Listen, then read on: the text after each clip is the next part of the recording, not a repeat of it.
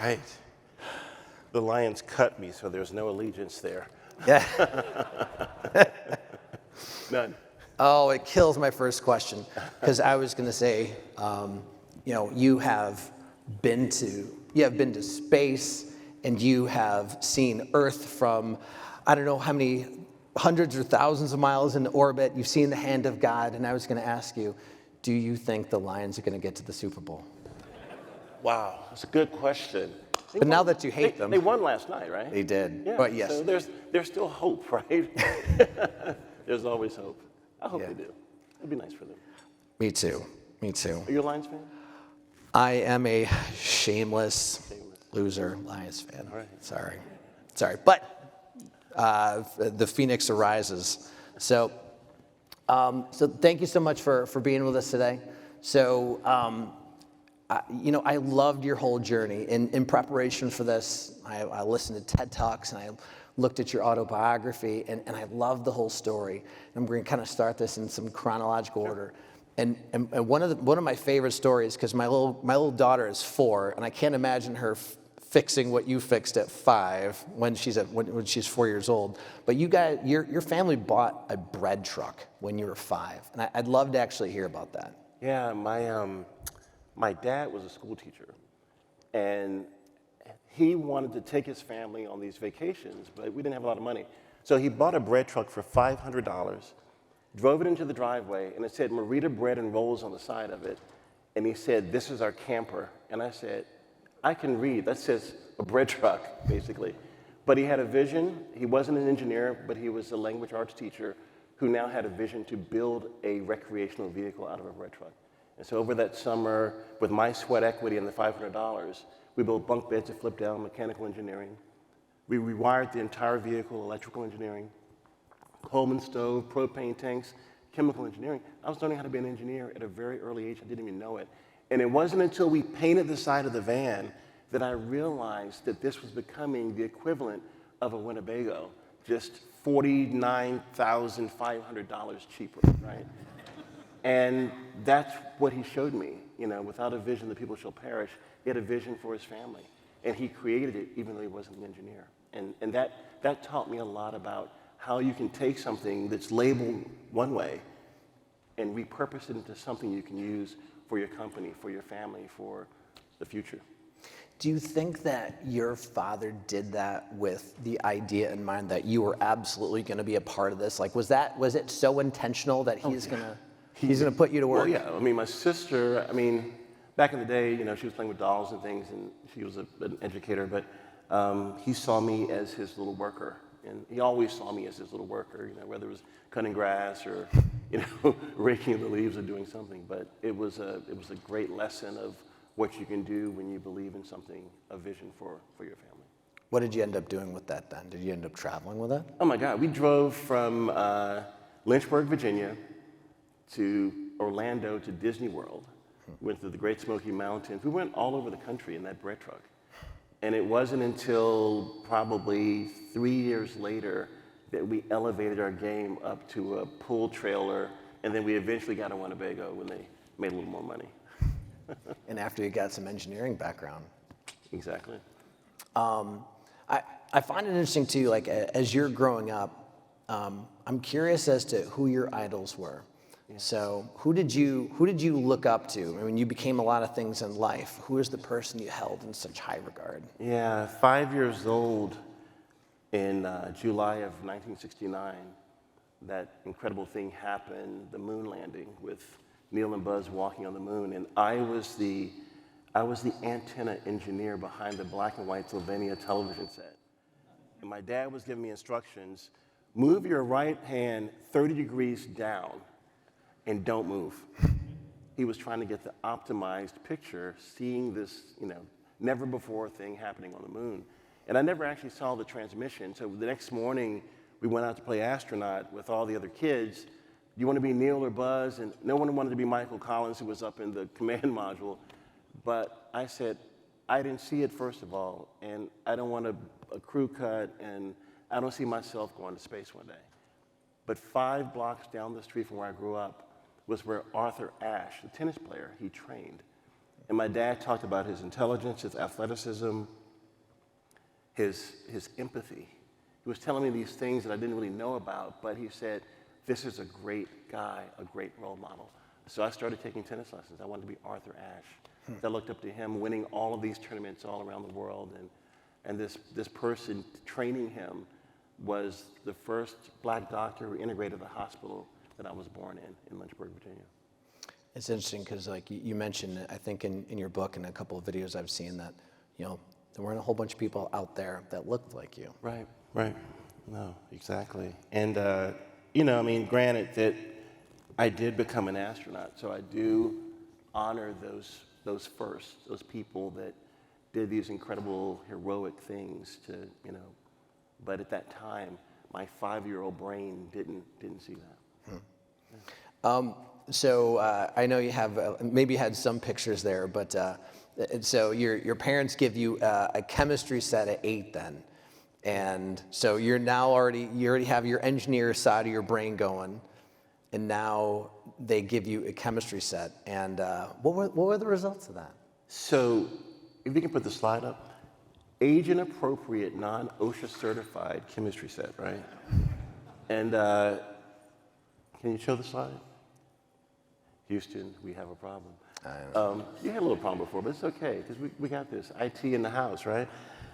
Age-inappropriate, non-OSHA certified chemistry set. My mother gave me this chemistry set, and I mixed 2 dissimilar chemicals together and created the most incredible explosion in her living room. My mom was a school teacher too, burned a hole in her carpet. And if you look at the image, my brain was activated to science. I know I can now be a science, but she taught me physics that day. She was 5'2", and she propelled my butt across the room with a little force, mass, acceleration, all of that. But I was activated to science because of that one intervention. Out of school time intervention showed me what I could be and do at that early age. And made my way eventually to college and became a chemistry major because of that intervention. And so allowing our kids, allowing our people in the community to make computers, build things, understand how the world works from an IT standpoint, how the world works from a science and engineering standpoint, to be curious, to be motivated, to build and create with your hands was something that was really powerful and important. Checking the connections. We'll get it in a minute. All right. So I'm going to fast forward a little bit to 1986. So, and by the way, there's a couple of things that happened in 1986. Maybe you even want to talk about your time as a Richmond Spider. Yeah. But in 1986, you are drafted by the Detroit Lions, and something else happens with our space program as well. So maybe you want to talk about that being a seminal year for you. I was a chemistry major at the University of Richmond, as I said, and I was walking through the student commons, and the solid rocket boosters were falling to the ground in slow motion. And I looked at the screen and I said, that's really sad. We lost, Space Shuttle Challenger. And maybe with my chemistry, maybe with my skills, I will help, keep that from happening one day. And then after that, it was probably 3 months after that, it was January, 3 months after that, I got drafted to the Lions. And I head off to Detroit and start mini camp and training camp and pull my hamstring in training camp. I'll never forget that. I'm running down the sideline, I'm going after this pass, and I pull it, and the doctor sees me pull it, so he doesn't, he knows that it's legit, because some guys were like getting close to the end of the last cut that, oh, my hamstring, oh. Yeah. But he let me, stay on for a little while, and then I played some preseason games and just didn't have the juice anymore, and I got cut from the Lions. And then the Cowboys signed me for the next season, but I had this stretch of time from like October until March to go to minicamp with the Cowboys. And this professor at University of Richmond says, hey, what are you doing? I'm like, well, I'm going to wait to play with America's team. He says, well, why don't you go talk to Glenn Stoner at the University of Virginia in material science engineering? I'm like, why am I going to do that? I'm going to play football, right? But I go up there, I talk to this guy. He says, well, what are you doing right now? I said, I'm waiting to go play for America's team. He says, and what are you doing for work? I said, well, I'm driving as a courier for my agent. He said, well, how much money are you making? I'm like, oh, $5 an hour or something like that. I'll pay you $10 an hour if you come be a research assistant here at the University of Virginia. Sold, moved to Charlottesville, working as a research assistant. And then January comes around and he says, well, why don't you enroll in the material science engineering program? I'm like, well, you know I'm leaving in 3 months to go play with the Cowboys. Well, let's do it anyway. So I start grad school, material science, and my online learning was videotaping VHS, the classes. They would send them to me at Dallas. So by day I'm catching footballs, and at night I'm watching material science engineering VHS tapes, and pulled the hamstring the second time with Danny White. Danny White. So I thank Danny White for helping me get to space, okay? We're in this moment, I'm about to run a 10-speed half-yard out, and because I'm coming off this hamstring injury, and I've been stretching, he says, well, I'll throw it half speed. Tom Landry walks on the field, and I see this whole thing coming.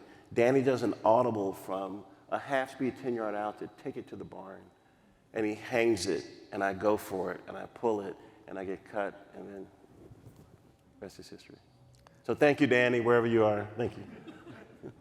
Danny throws the last pass that you pull your hamstring on. So somewhere he's smiling because maybe he had a little bit of a hand in history. So a good one. So, you know, you ultimately make it into the space program, and one of the things, this is funny. I love like 80s movies and stuff. So I think of like the space trainings as like the Spies Like Us with Dan Aykroyd and Chevy Chase, where they're going around and around and around. So I'm kind of curious as to what is that whole program like? I mean, what is the preparation for being in a space program? Yeah, well, you get into the Corps, and then you start out doing this basic training, like land survival training, water survival training. All your training is directed, and you flying this high-performance military jet, which goes Mach 1.3. Never flown in my life, and I'm doing all these things to get ready for that. And then, basic training on systems, the different systems for the space shuttle, the space station, and then you get a technical assignment. And my job was to go to Russia, learn Russian, and work with the first crew that's going to the International Space Station. Sergei Krikalev, Bill Shepard, and Yuri Gudzinko. Bill Shepard is a Navy SEAL who is now the first commander of Expedition 1. And he was training for more than 2 years, but I was with him for 2 years in Russia, getting him ready for this space flight. And after they launched to space, we had this phone call on Christmas Day where we connected his wife and Sergei and Yuri's parents, and I've got 4 phones trying to get Mission Control Russia, Mission Control Houston all synced up to get this communication going. And after that, I flew back to Houston to start my training back up. And that's when some interesting things happened. That's when I just say, I would love to know all about those interesting things. How many of you have seen the Neutral Buoyancy Laboratory? And I guess we don't have slides, right? If you can try to get it. No. So it's a 6 million gallon pool that holds a submerged space shuttle and space station. And since we don't have an anti-gravity room, it's a place where you neutrally, buoyantly float to do a spacewalk. And in this suit, it's a white Michelin Man looking suit, there's a little styrofoam block in your helmet that if are you a diver? No. Okay. So if you would dive and you need to clear your ears, if you're the kind of person that needs to squeeze, that's the kind of guy I am. So in this helmet, you can't put your hands in there. So this little styrofoam block has like 2 little nubs that you can block your nose off to clear your ears. So in the fit check, it was in there. I'm down 20 feet in the pool, and I realized that this Valsalva pad is not in my helmet. The technician forgot to put it in. I called the test director to turn the volume up in the headset. At that point, I hear nothing but static and white noise. They pull me out of the pool, they pop my helmet off, and the flight surgeon's walking towards me, and he's talking to me, moving his lips, but I don't hear him. He touches my right ear, and there's a river of blood that's flowing down the side of my face. I am completely deaf. They rush me to the hospital. They do emergency surgery. And when I wake up from the anesthesia, Matt, I'm looking up at the doctors, and their faces look like, we don't know what happened to you. They went in, they looked to see if the oval and circular windows were leaking fluid out. They thought I had overpressurized by trying to strain and clear my ears, and I ruptured a window. They checked the stapes and mechanical linkages. Everything was intact. So they didn't know exactly what happened to me. So because of that, I was immediately medically disqualified to fly in space. For 3 weeks, I was completely deaf. And my friends came, my family came, but there was one person who came to support me, was Daniel Golden, who was the NASA administrator at the time. And Daniel Golden was in charge of the Hubble Space Telescope. Many of you know that when the Hubble was deployed initially, the primary mirror was ground incorrectly to the point where every image came back blurry. And they tried to do signal processing on the images to clear them up, but it was just totally a wash. It wouldn't work. So Hubble was never meant to be repaired by astronauts doing spacewalks in bulky gloves. And we figured out how to do it. We came together as a scientific community, a team, fixed the Hubble, and the first image that came back from the Hubble was this thing called the Eagle's Nest Nebula, which was a nursery where stars are born. 42 quadrillion miles from here, one of the primary pillars was 1 trillion miles tall. And he gave this picture to me saying that I never gave up on Hubble, I will never give up on you. So I had this man in the yellow hat. Remember Curious George, man in the yellow hat? He was my man in the yellow hat who had my back. And hearing came back in my right ear only in the speaking frequency. So I'm still medically disqualified to fly in space. And they're trying to figure out what to do with me at NASA. So they send me to Washington, D.C. to work in education. We're starting a program called the Educator Astronaut Program. And as I'm starting this program, this thing happens with the Columbia space shuttle. I get a phone call from my boss at the time. She's head of education. And I was driving on Highway 66 in Washington, D.C., out of D.C., and I get this call, and she says, what does it mean when the space shuttle countdown clock is now counting up? And I said, how many seconds or minutes? She said, it's 2 minutes, it's 5 minutes. I did a U-turn on 66, went back to DC because I knew that all of my friends were gone. And I got back to NASA headquarters, and we have this, this kind of control room, and we're just all trying to figure out what's going on. And my boss sends me out to console the parents of one of the astronauts, David Brown, whose parents live right outside of DC. And so I get to the home of David Brown. I get to the door, I hug his mom, she's crying, Dottie. And I walk over to his father, he was in a wheelchair. And I reach down and I hug him, and he looks up to me with the same blue eyes as David. He says, Leland, my son is gone. There's nothing you can do to bring him back, but the biggest tragedy would be if we don't continue to fly in space to honor their legacy. He's thinking about the legacy of not just his son, but the crew and the families and the space program. And so that was a moment when I was trying to figure out, how do I honor the legacy when I'm not flying? But I can do everything in my power to help the families and help the other people fly. And we take off to honor our fallen heroes to the different memorial services around the country. We launch in the NASA airplane, and we take off and we land.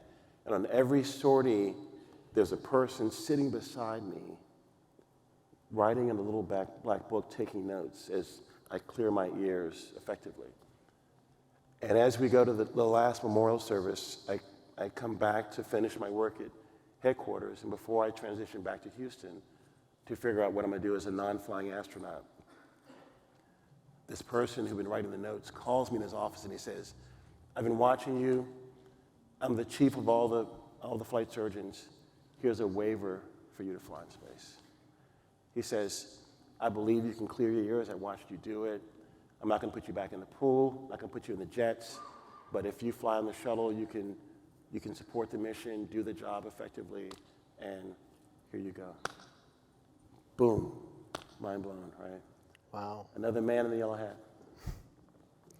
Wow. So, and that happens at what point in time? What's the delta in time between when you get that waiver and when you actually go up? So that waiver was 2004, and then I went up in 2000. Then I got assigned to the mission, I think in 2006, and then I went up in 2008, February 2008. And this is where I just get to ask you what it's like being in a shuttle going really fast towards space. And I'm just going to shut up then. Excuse me. That's a nice couch here. So you're laying on your back, and your feet are up like this, and you're feeling the solid rocket. Well, the main engines kick on. So when the main engines kick on, the whole shuttle stack tilts forward because they're kind of off the center of axis of the shuttle and the solid rocket boosters. And then when you come back, we call this the twang. When it twangs back, the solid rocket boosters light, and you're definitely going somewhere. This thing is shaking and rattling and rolling so much that as you're looking at the screens, your head's moving so violently that you only see squiggly orange and green lines. And then as we take off, we're fist bumping and yelling and screaming. I mean, we've done all this training to get ready for this, so we know exactly what we're doing. We know what's going on. 2.5 minutes later, the solid rocket boosters jettison, and the ride gets a little smoother. We build up to 3 Gs, so it's harder to breathe as you're on your back. The Gs are going through your chest, so you're having to labor to breathe a little bit. And then 6.5 minutes later, MECO, main engine's cut off. Everything you've dropped around you is now floating by you, but you're strapped in, and you undo your seatbelt, and you push off with your back, and now you're floating forward with this micro acceleration. Then you hit the front seat, and you start bouncing back like a ping pong ball, so you're going back and forth like this for a second. And then my job was to take a video camera, go up to the overhead window, and tape the tank, the external tank, falling back to planet Earth, because that's a witness plate for if any tiles had fallen off, like what happened with Columbia. So we always monitor that. And after I finish videotaping this tank, it falls to the side, and I see the blues of the Caribbean. I need new definitions to describe the colors that I see. Azure, indigo, turquoise, navy blue, robin's egg blue. I extinguished my words for blue, and I saw 30 more hues that I couldn't even describe. And my brain was trying to process what I was seeing. And we went around the planet every 90 minutes. We saw a sunrise and a sunset every 45. And my job was to install this $2 billion Columbus laboratory to the International Space Station with a robotic arm. The Europeans have been waiting 10 years for this to get installed. I remember when I got the assignment, there were 10 German flight controllers in mission control, and they were high-fiving me. And, yeah, you're gonna install our baby, yeah, you got this. And as I'm walking out of the room, one guy turns to me, Matt, and he says, remember, we've been waiting 10 years. Don't screw it up.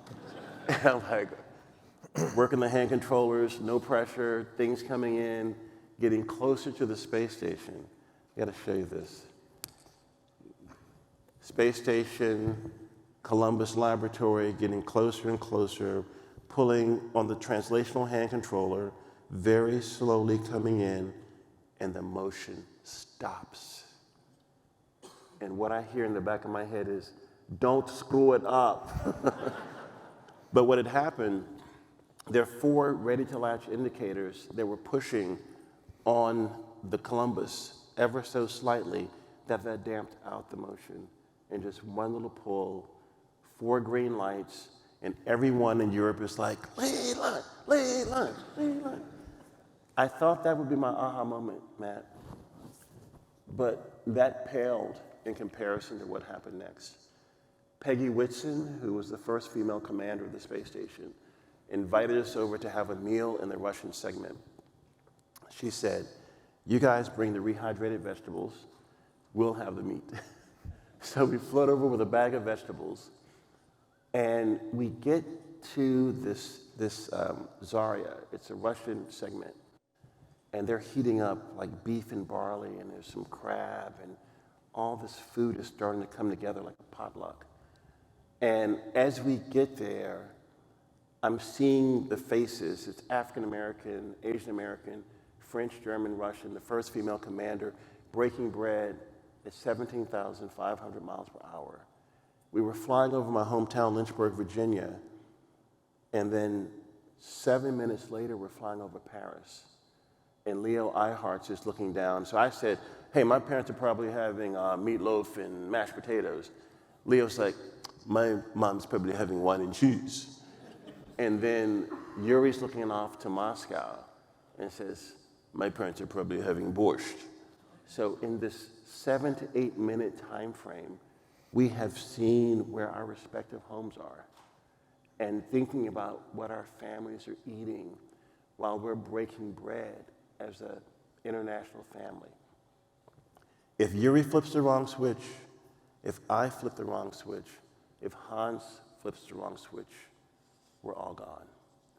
And this is the testament for having to work together for all humanity, for all civilization. Because if we don't get it right up there, we want to bring the message of getting it right up there down to the planet.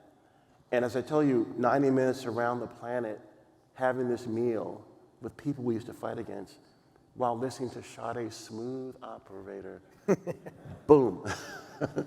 And so you look out the window and your perspective of everyone that was, is, and will be on planet Earth is what you see. We call it the overview effect. And it's you feeling connected with all of these people. And it changes you fundamentally when you come home. You want to help people do better. You want to help people rise. You want to do the right thing, like what you're talking about.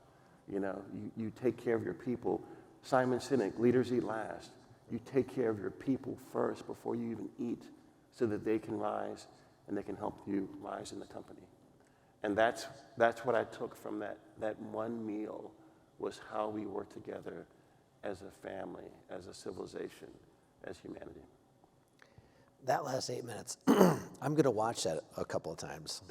So that is a cool story. I'm supposed to ask you questions. I'm just kind of in awe. When you're going up, are you feeling fear, exhilaration? Like, are there certain moments in time when it's just, this is 100% fear, this is 100% exhilaration? Like, what are those emotions as you're going up into space? Yeah, I mean, I had I'm gonna call it the good fortune at a very tough time in my life and NASA's life to have David Brown's father tell me this thing: we must honor their legacy. And so when I trained to fly in space, I would close my eyes and put in 7 degrees of motion on the hand controllers to see if I could do this blind. I would have no one around me giving me cues so I could see if I could do it without even hearing, because I wanted to be perfect to honor what David Brown's father said. And when I launched into space, I had their picture on my kneeboard. I knew that I was prepared. We had trained, we had practiced, we had worked so hard so that we would be perfect. And we got to space safely. We did all the mission objectives. And so there was no fear in me, because my job was to honor his dad and the crew. And so and again, when you train like that too, you know your stuff, When you train to do what you're doing, you know your stuff. You feel confident that, hey, we're gonna make this thing happen. This is gonna work. This is IT. Not everything works all the time. Well, I know. I mean, we see that, but you figure it out, right? You figure it out. We'll get it straight for the next time, right? Yeah. We'll get it straight. So one of the other things if there's one moment where I think if I was an astronaut, this is the moment I'd want to be, or I'd want to be in, it'd be that spacewalk. And I think you did. I think you did one or two of them. No, see, No? because of my hearing situation, they wouldn't let me. I was actually flying my friend Bobby on the end of the robotic arm while he was doing a spacewalk. And again, we had trained so much that instead of him telling me, move me 5 feet port, 6 foot starboard, he would just say, Leland, take me where I need to go to do the work. And again, that's that kind of, that symbiotic relationship of knowing exactly what you need to do to get the job done. And that's, whether it's in IT, whether it's in space, where, you work and train so hard together that you know exactly what to do to get the job done. So you kind of touched on this a little bit before. One of my questions to you is about your why. I mean, you have this whole journey getting to space, and then you say that, being out there just changes you and changes what you want to do when you get back. Maybe you want to talk about what your why is, and maybe that changed from earlier in life to once you're in space, and how that changed over time. Great question, Matt. I never wanted to be an astronaut, but once I got the opportunity, then everything was focused on doing all the things required to, safely fly in space. When I came back from space, I connected with a young man who, this blew me away. I was giving the commencement speech at George Mason University, and this young guy walks up to me and he says, hey, Mr. Melvin, do you remember me? I'm like, no, give me a little more information. He says, when I was in 9th grade at the Jet Propulsion Laboratory, you signed a picture for me that said, I can do anything if I put my mind to it.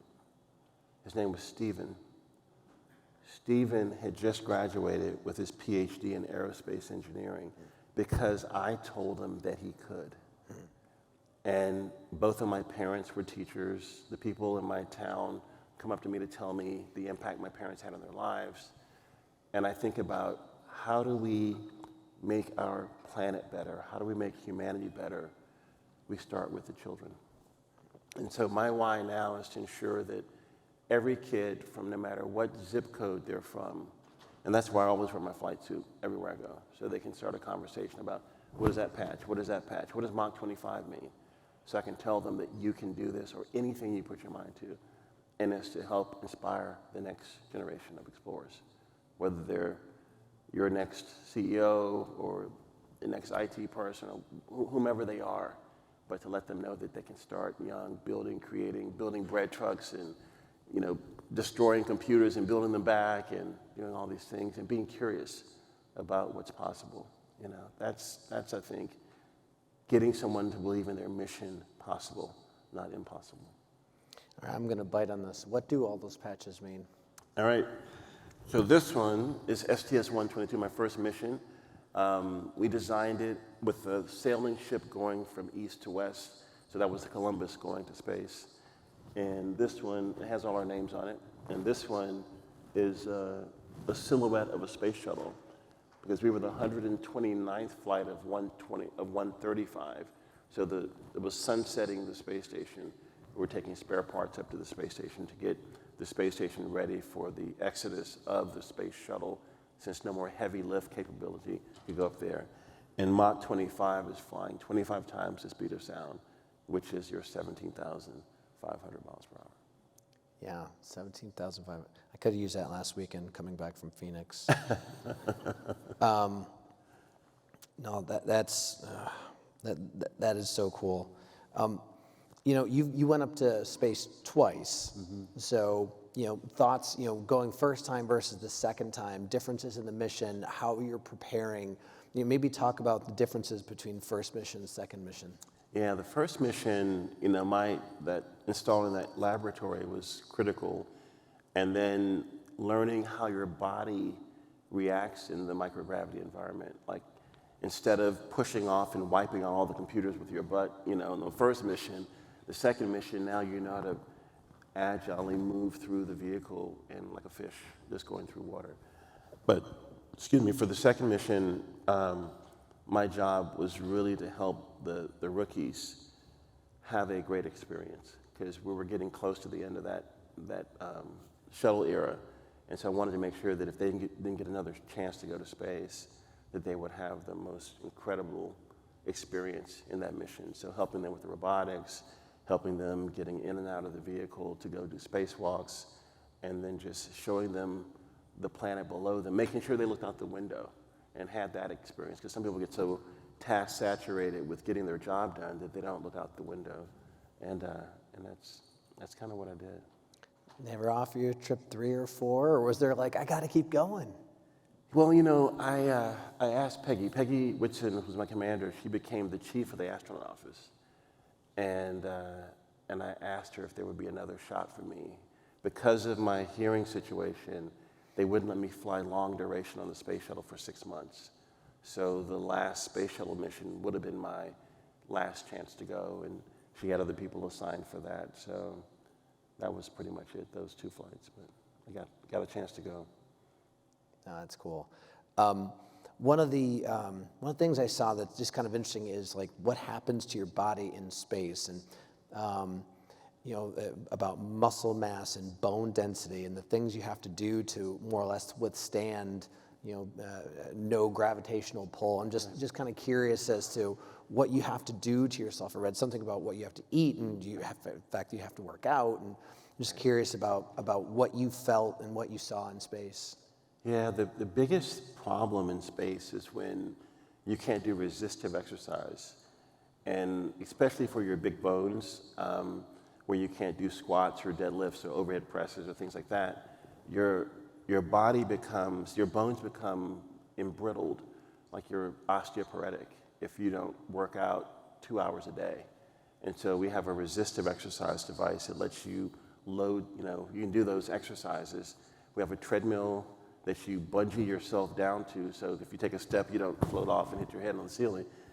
And actually, one of my classmates, Sonny Williams, ran the Boston Marathon on that treadmill, while Karen Nyberg ran it down on the ground. So they were comparing their times from space and terrestrially. It was pretty wild.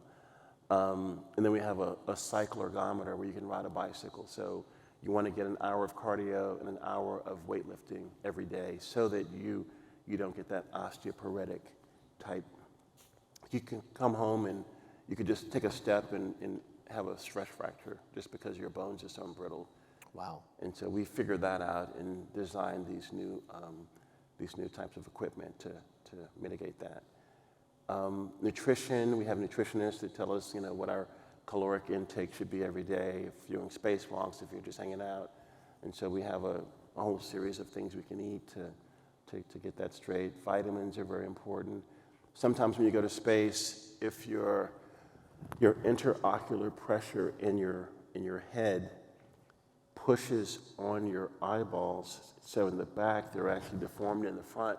So if you didn't wear glasses before you went to space, you might have to wear glasses when you get there. So we take different prescriptions up just in case that happens to you, and it hasn't been reversible. So when you come home, you may have to still wear the glasses. So we're all guinea pigs in space. We're trying to figure out all the things that can affect you for long duration, especially for a Martian mission where you're gone for 3 years, basically.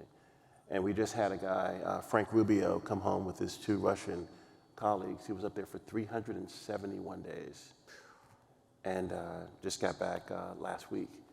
So lots of, body things happening, nutrition, solar radiation, just your immune system, just DNA, just all kinds of stuff. We're guinea pigs to figure that out, so that the people that go for long duration will go to other planets and solar systems one day, like Passengers in that movie. You see that movie, Passengers? I don't know if I have. Okay, well, anyway.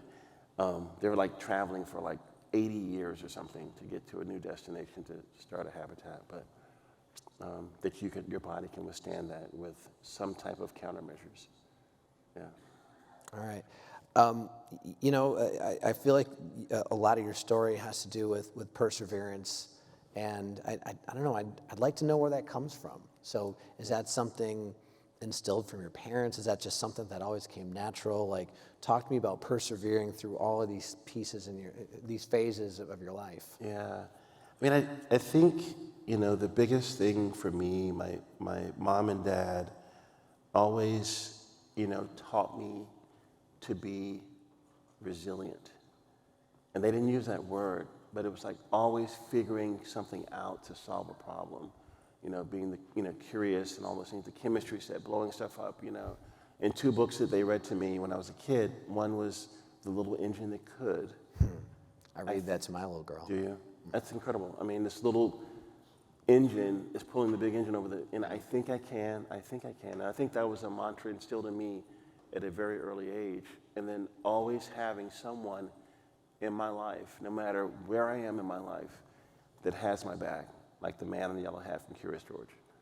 And so with those two books, I think that solidified my ability to overcome whatever obstacle, to have the right resources and people that were there to help me get through it, like my family, my friends. And so I think that helped a lot of my resilience. I think sports helped a lot with, the power of repetition, of doing something enough to where it's perfect, where you can, it's going to happen when you do it. And that's a part of, the grit and the discipline of, not giving up. I mean, I think of Can't Hurt Me with David Goggins. David Goggins, man. I mean, from where he was to where he went. And that's, my mind is stronger than my body. My mind controls my body kind of thing is something that I think I've picked up over time. Even to this day with my hearing, no hearing in my left ear, only the speaking frequencies in my right, the doctors don't understand how I function without hearing aids.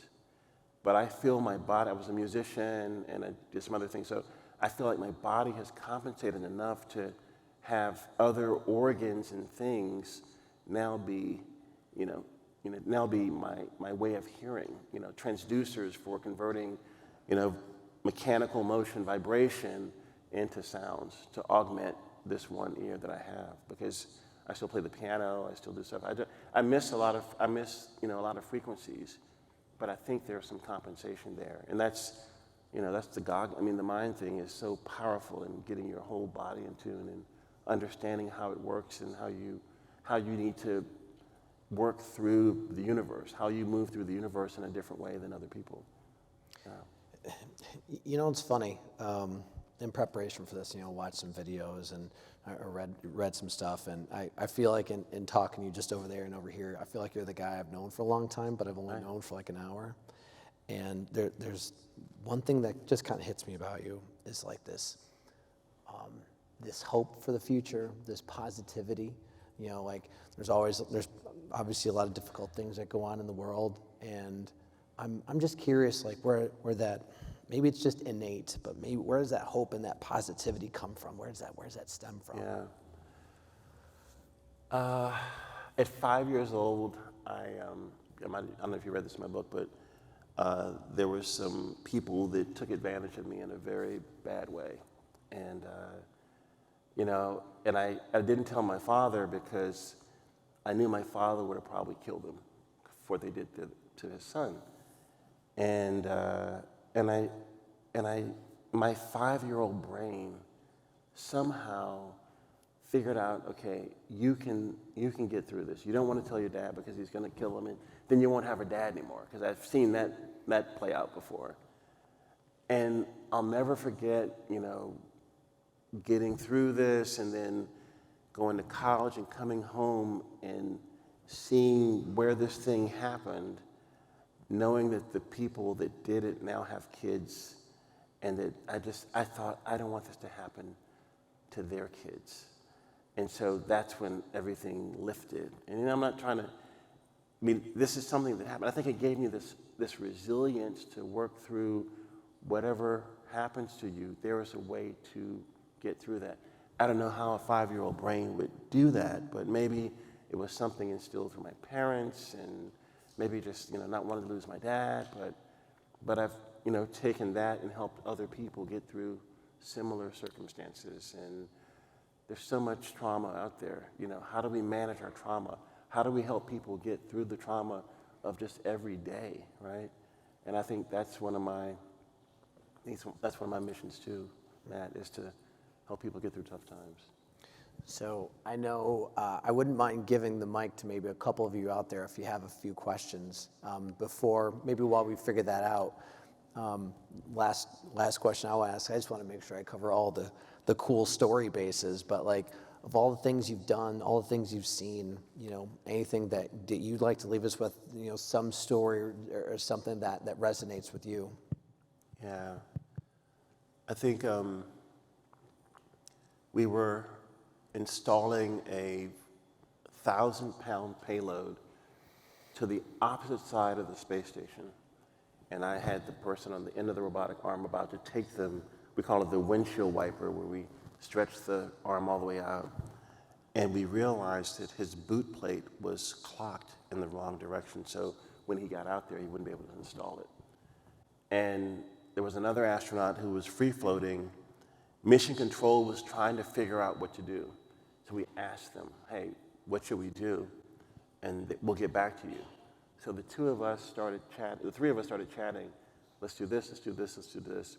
Then we called down to Houston and said, this is what we're gonna do, because in a spacesuit, you only have so many consumables, and oxygen, water, all that stuff. So if we waited any longer, we wouldn't have been able to do the mission.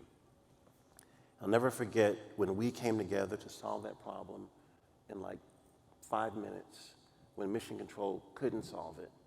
And we took the agency amongst ourselves to make this thing work. I think that's when you empower your people to believe in themselves and their skills to solve problems, to save the day. And to this day, when I talk to other people, companies, CEOs, whatever, it's like giving your people that agency to solve the problems, and that they know that they can do it, they can solve the problems to save the day, was when I took that moment away. It was powerful. Love that. Love it. Thank you. Yeah. All right. Love to hear from any of you. You probably won't have many chances in life to ask a question of an astronaut, so you should probably take this. And you can ask any question you want, any questions for a game. All right, here we go. Back.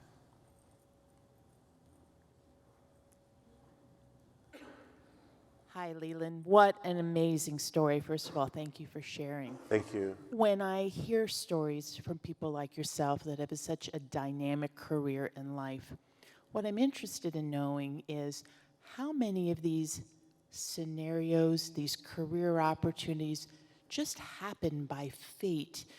An opportunity came about versus something you had your eyes on. I'm shooting for that. That's what I want to do next.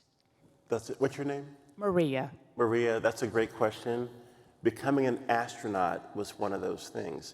I was working at NASA Langley Research Center as a research engineer making optical fiber sensors. And this friend of mine says, hey, you'd be a great astronaut. Here's the application, fill it out. And I grabbed the application, looked at it. I'm not gonna be an astronaut, and threw it down.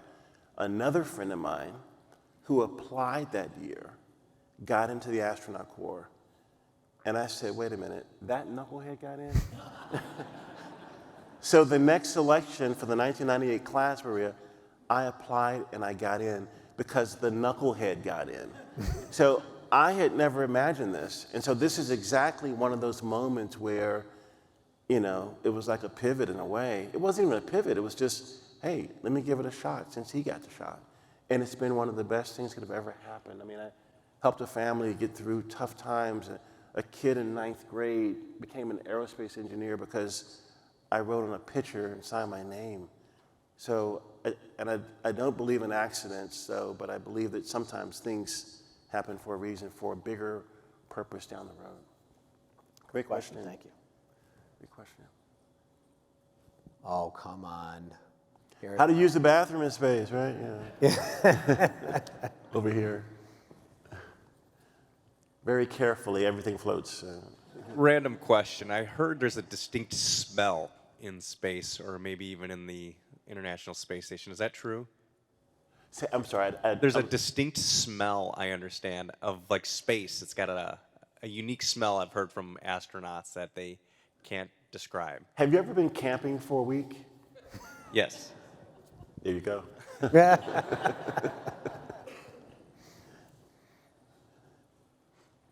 Former Is it on? Yeah. I'm a former aerospace engineer. I have an uncle named Melvin Leland. So my question, if you were there when they kind of stopped doing the space shuttle. Fast forward to today with SpaceX, Blue Origin, what's happening now. Kind of just give us your thoughts on where we are going in the future, and kind of optimistic, pessimistic.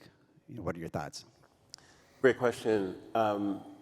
You know, all of those companies have benefited from all the work that NASA's done and other organizations that have done. SpaceX is taking our astronauts to space right now and back and forth. I think the future is really going to be, living on the moon or Mars one day. I know Elon wants to go to Mars as soon as possible with Starship. I think the habitation systems, the redundancy in the habitation systems, I don't think have been vetted out to the point where we could go and do a 3-year mission without a lot of supply ships going there first. That's why I think, lunar exploration for longer, lunar living on the moon is probably the best way to start that system. Because if something happens, you come home in 3 days. You can get home in 3 days. If not, there'll be some casualties on Mars. I think the other thing that we're really talking about now with how do you fix satellites in space? If you have these assets that are very expensive, very powerful, maybe there's some security implications to some of those assets. How do you repair them in space? So robotic, AI, all of that, being able to repair and fix things up in space instead of jettisoning them because they lost a gyro or a sun sensor or something, or a solar panel. Nuclear propulsion is coming.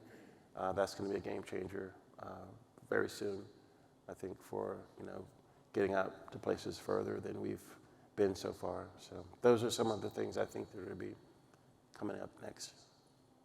Good question. Hey, Leland. Oh, sorry. Great story. Yeah, very motivating. Thank you for being I still read lips, so I have to find you. Yeah. Just look down. I'm pretty short. 2 questions. The first one is, with all the success in life that you've had, what's something that you failed at, and did you learn from it? And the second thing is... Hold on, let me answer that first. Yep. I was a teacher. I was teaching a chemistry lab, and I sucked. And I ended up I got another person to come and finish out my semester because I, for some reason, just could not get it. So that was a failure. Second question is, do you believe in aliens? Do I believe in aliens? I saw something when I was in space on my second mission, and it was this translucent, curved thing that was floating, slowly turning and floating out of the payload bay of the space shuttle. I'll never forget this. Randy Bresnik was the new guy.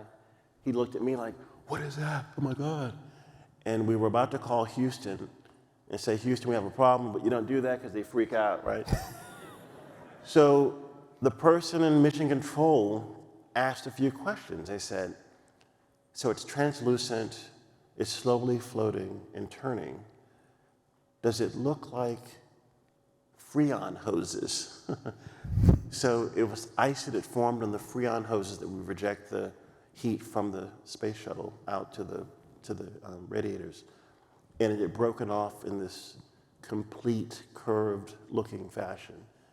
And that's what it was, ice. I totally no. thought you were going to tell us you saw a ghost or something. I really thought that's where you're going with that. But the movie Contact, such a waste of space if there's no one else out there, right? I do believe that there's something out there. What do we call life? Microbes or people like us or, big heads and little bodies and, but I think there could be.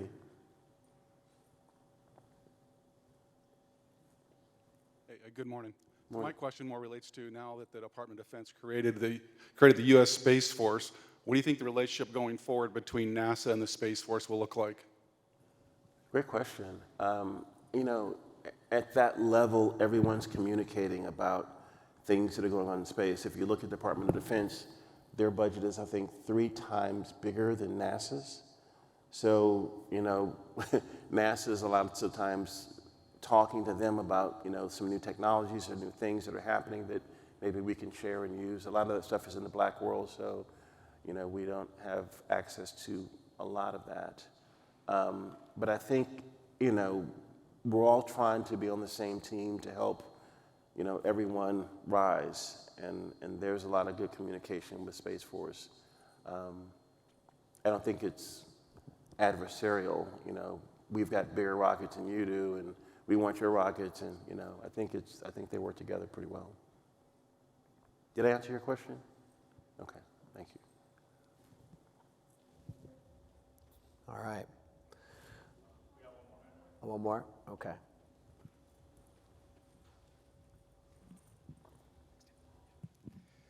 Thank you, Leland.